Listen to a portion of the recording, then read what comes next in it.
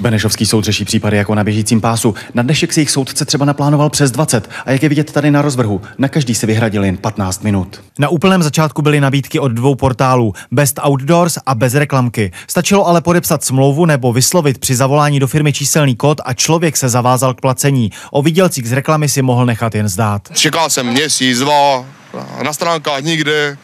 Půl roku nikde. Smlouva se automaticky prodlužuje a lidé musí platit firmě poplatky stále dál. Nastupují sankce, penále, pokuty a ty jsou hodně děsivé. Peněz se teď firma domáhá u soudu. Ze žalovaných lidí sem dnes přijela jen Veronika ze Štětí. To je 100 kilometrů daleko. Zprostředkovali vám teda nějakou reklamu?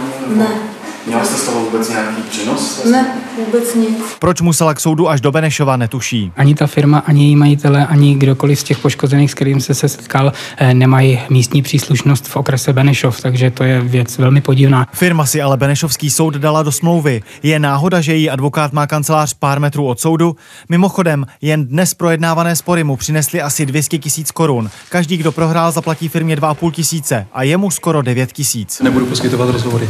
Vůbec žádný, nic nám k tomu neřeknete. Nezlobte se, nemám pozitivní zkušenost z médií. Ty lidi by se měli hlavně přijít, protože když nepřijdou, tak prohrajou 100%. Základní listina